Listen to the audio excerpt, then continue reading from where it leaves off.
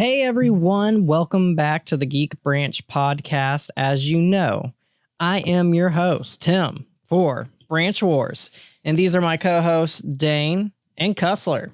All right, so you might have seen some of our previous videos just a few days ago. Appreciate you watching that. The Marvel one seemed to have gotten fair amount of views, which we are very happy about. We are going to discuss another comic-oriented topic, and this time it's going to be about something really exciting. I really was hoping Matt would be here for this because, as many of our close friends that watch this know, he is the Batman of our area. He is the aficionado of Batman.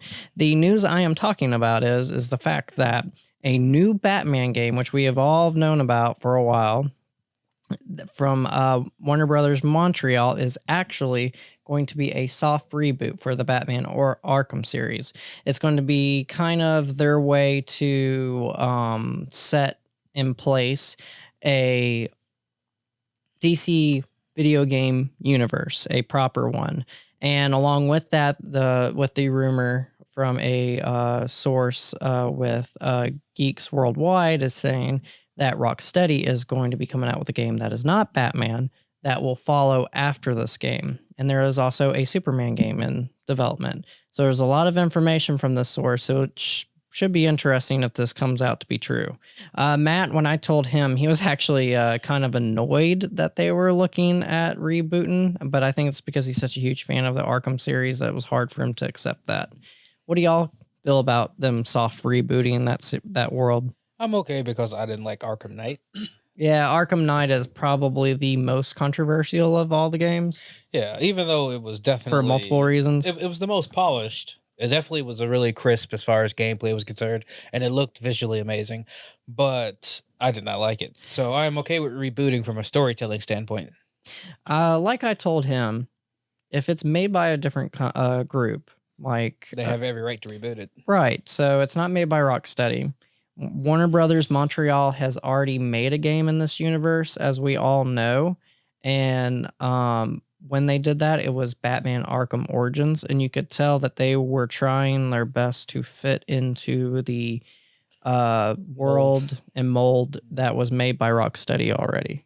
And so now this would be the opportunity for them to do their take on an Batman-oriented, still inspired by Arkham Origins and Arkham Asylum and all the others. So the idea of having a Batman gaming universe or a DC gaming universe, I've kind of gotten tired of franchises over the years, even though, of course, DC is one of the longest running franchises in history.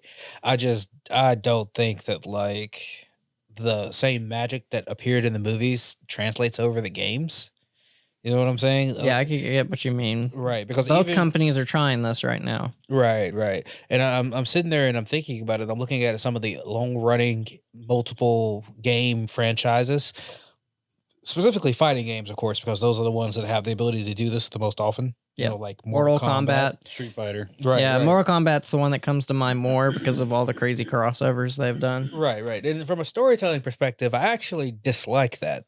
You know what I'm saying? When they do like because Mortal Kombat random well, not characters. just the crossovers, but I'm saying that like the Mortal Kombat lore period has gotten so jumbled. Oh, it's all over the place across, and I feel like that's exactly what's going to happen because it's almost impossible for concise storytelling in video games. Well, it's funny that you use Mortal Kombat as an example since it is made by Warner Brothers. And the Joker's now in it, by the way. Yeah. Never Realm makes it, and in partnership with Warner Brothers. So my thing is that looking at Mortal Kombat as the example of a long-running video game universe franchise. You could also look at Injustice, which is made by the people that make Mortal Kombat. Right, but Injustice is a predetermined story. Right. Injustice was a comic series that's being adopted to... I thought the games were made before, and the first game was... They filled in the gaps. Right, but saying the first game was, then the comics hit, and then the comics completed everything. In between. Right. Like Injustice, the Injustice 2 comic is set before the game. Right. Yeah.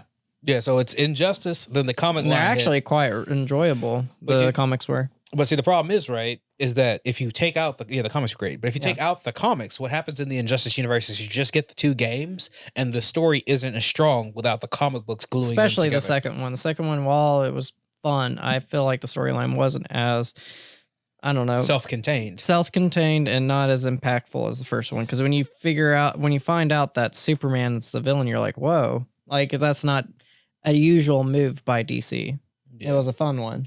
So the thing that's really kind of important about going forward with this new DC gaming universe is that it's going to be really, really difficult, I believe, for the various studios and the various production teams to make the lore flow essentially. They'll have to have somebody that's like Kevin Feige. I mean, an overarching lore doctor. People are always going to hear him as an example. Anywhere he's the person who succeeded in franchising. Yes.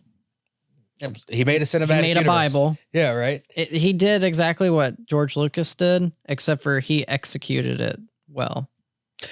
Yeah. Because George Lucas had all of his information contained to where he had all the lore available to where you could have made everything connect. Yeah, it's about the same thing, too. Yeah. Yeah, but see, the problem is that George Lucas didn't delegate. Exactly. That's what I mean by Kevin Feige did delegate. He knew how to execute it. And there were some bums. Yes. But most of the time, everything worked together, and sequentially it all rolled together to make a... Yeah, like the Incredible Hulk was a bomb. Wait, hold on. What? The Incredible Hulk is a part of the MCU. It's a box office bomb. But I thought it was a pretty good movie. And I'm not saying it's a bad movie. Yeah, Financially, it was a bomb. Okay. Yeah. I mean, when we talk about duds, I don't think there's such thing as a bad Marvel movie. My problem is that some of them were not very successful. I mean, what would you consider to be a bad Marvel movie? I mean, because even Iron Man 2, which I complain about endlessly, it's still Iron Man 2, Thor: Dark World is the ones that I always point at. Right, but they're not bad. So regardless of what they are, they're not bad. Okay. So anyway, but sticking to DC, DC has had very limited success. And they have had some bad movies. DC has. Suicide Squad comes to mind. Yes, DC Cinematic Universe has had some rough times for a lot of different reasons, mostly because they refused to stick to source materials. That is my major complaint. Well, the other issue was they were basically copying Marvel. Well, they copied Marvel, but they took too many shortcuts. They grabbed a whole bunch of stuff and threw it to a wall and then saw what would stick. And not a lot of things sticked. And what did stick and they finally came out with was not very good. Right. With some of their things, not all their things. I mean, but we saw it with started out with Man of Steel. Yep. And it was okay. It was just but it wasn't bad. Immediately it wasn't Superman. No. And then we went to Batman. And then Batman was Batman v Superman, yeah. Batman was long past the Batman that we knew and had entered like Dark Knight territory. Not the movie Dark Knight. I'm talking about retired Batman. Dark Knight Returns, which is the vibe he was trying to go for. Which is true, but for a cinematic universe, that's like jumping immediately to Iron Man 3 without Iron Man 1 and 2. More like Iron Man 4, which has never happened. Right. But you know what I'm saying. So I'm just sitting there, it's just like, it leapt so far into the character's future, basically, or that's what he wanted to go for, that he was an aged Batman. Right, but that's irreconcilable with trying to build a DC universe. It was too hard for Batman. It was too hard for general consumers to understand that anyways. Right. And you have to think about what character is going to be the Iron Man, the flagship character for their universe.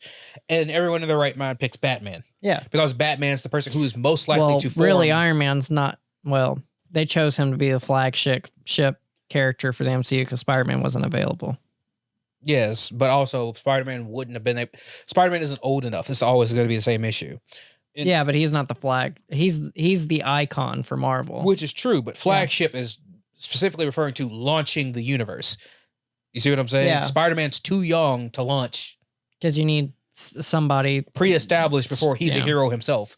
Yeah, he's just his Peter Parker is just too young to launch the universe. Yeah, because you definitely wouldn't want old, because the older Peter gets, after he gets past college, writers have a really tough time making a likable Peter.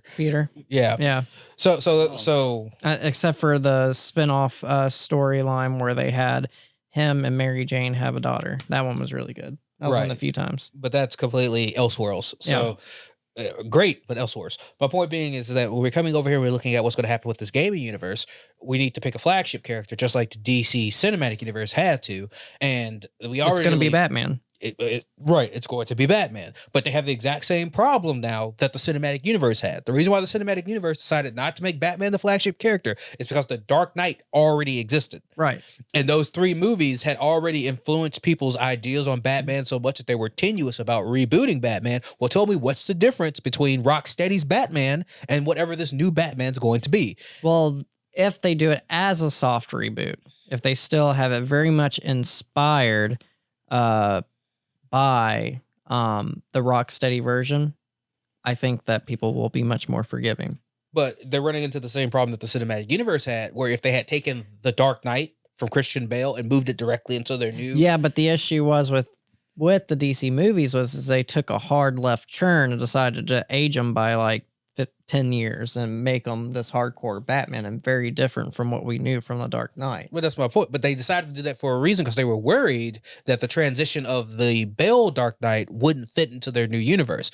And that same worry has to be in the minds of the game developers, that the transition of the Arkham Knight Batman, which is where the series is currently at, to this one, even with the soft reboot, might not be acceptable. Because people are going to expect, when they sit down and play a Batman video game, we now expect Rocksteady's Batman. Yeah, that's what I don't think that they'll go too far off from what they've done. I really don't think so. If they're looking at doing storylines like the Red Hood and the Court of Owls and stuff like that, that is very much in the wheelhouse of Rocksteady. Right. But so I'm worried. My personal concern is that they're going to take the same page that the cinematic universe took, and they feel like they need to go off the script. But Court of Owls storyline is not really one that would be like one where you would have to worry about them going too far off from what they've told before that we know of. I mean, we haven't seen anything. But like, you have to think about this is all speculation. Right. So you have to think about where the Court of Owls gets to pop up in Batman's timeline. Yeah. Right. And since Arkham Knight already has done,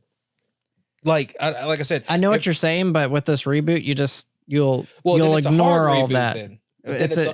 Unless they make it vague and they say it's set after Arkham Origins, but before Arkham Asylum. Right. And then, of course, at that point, it's like a little retcon, which is fine. Yeah. And that could be perfectly acceptable, but like... just ignore Arkham Knight. Right. So the question is it like Dragon Ball Z, Dragon Ball Super does with Dragon Ball GT.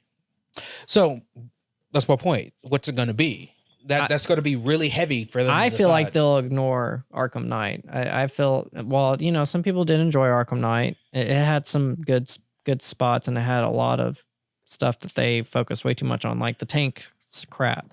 Well, the Bat Tank, the Bat Tank, the storyline with Arkham Knight in general, that I feel like is a stain on their legacy. So I feel like they're gonna steer away from that. Well, I mean, vehicular combat's always difficult to do in games, but regardless, especially when the missions were repetitive. Yeah, but so my thing is that I want it to be a reboot, and I'm okay with it being a hard reboot because I want certain characters that have been taken out of the Arkham universe to be returned to it. That would be nice. Which ones would you... Well, I would like to see his son, first of all, eventually. Maybe not in the first game, but I would like to see Damian in it. Damian, because we've only got as far as Red Robin. Yeah, but if they're going the Court of Owls route, that means that it would be a very good chance that it would be Damian. It'd be Damian as Robin. Well, and Nightwing is Nightwing. Yeah, okay. Dick is Nightwing. So because it would be the new 52 Batman. Right. And that's easiest done through a reboot, but you can also continue off of Arkham Knight with that because Dick is still around. Right. So we could do that either way. But I would also like to see the return of some of the things that Arkham has kind of closed off. Like, for instance, Hush would be a good return because Arkham kind of shuts off his character. Hugo Strange is kind of shut off. Joker is, of course, shut off for sure. Shut off completely. Yeah. And the only way we get certain characters back is if we reboot that universe. Yeah. I think they might also try to be doing this whole reboot to where they don't have to get Kevin Conroy and Mark Hamill to come back. I mean, I want them to come back, but I bet they'll be trying different voice actors.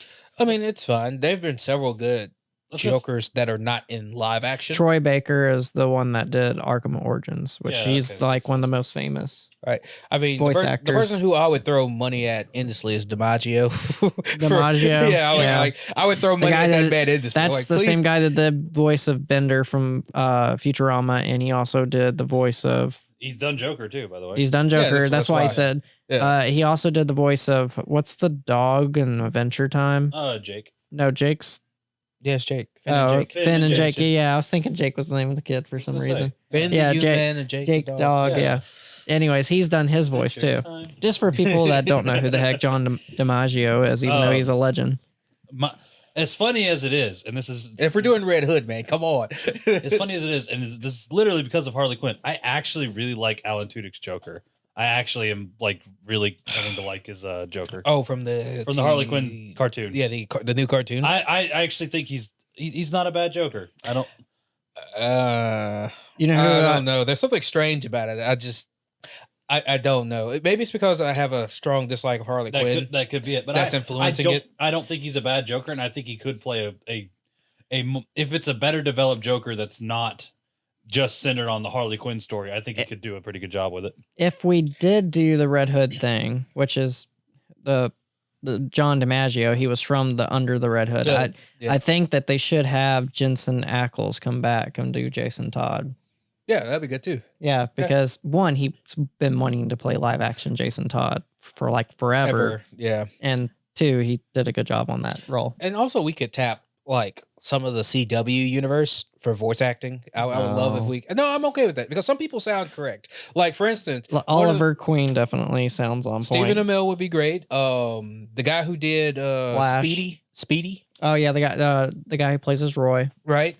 Bringing back Deathstroke His from the name's CW Colton or something like that. Yeah. The guy who plays Roy Harper. Bringing back Deathstroke would also be really good. I'm actually okay with doing Titans Deathstroke doing the voice, but Titans cartoon. No, he's talking about the TV show.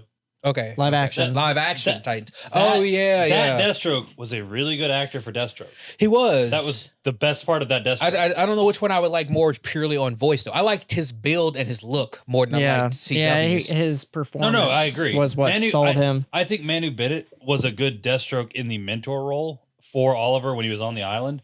I think the Deathstroke for the New Titans series, I think he's just a much better Deathstroke. Yeah, but we much more accurate purely off of their voice. Yeah, that's true. And I kind of like CW's. Manu Bennett is actually, I think he's the one doing the voice for. Yes, there. By the way, nobody uses CW Seed, but CW Seed does do new stuff every once in a while, and they have an animated Deathstroke show. Oh, Dragons and what is it? Knights and Dragons? What is it? Something like that. Something like that. Because it goes through Jericho's origin story, which is really good. Actually, this is one of the few things I've actually watched from like DC animated in a long time. Why is it on CW Seed? I don't know. Because it's Manu Bennett. But I know, but still, really like good. no one uses that app. But it's actually really good, and it's the same. It's a free app, by the way. Yeah, but it's the same animated animation team and animated Deathstroke that was in the Damian Wayne movie.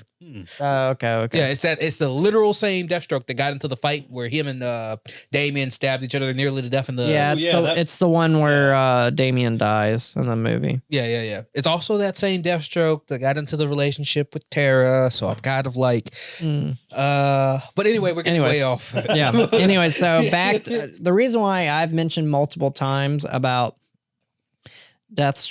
not Deathstroke, but the Court of Owls is because we've seen teases for this game, and one of the teases has been Court of Owls, has been Red Hood, and here recently we've seen something about Gotham City PD. So there's going to be a focus on a Gotham City PD character. Shocker. Probably Renee Montoya.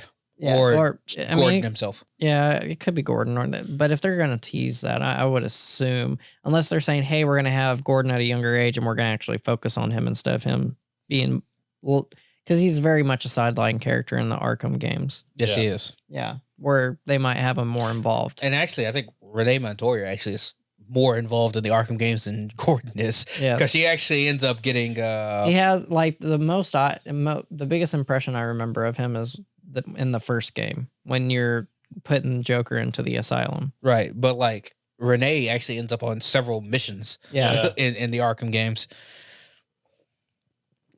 But yeah, so that was the big rumor. And then they said that the Rocksteady game they are making is not Batman and it is not Superman. There is a Superman game being developed.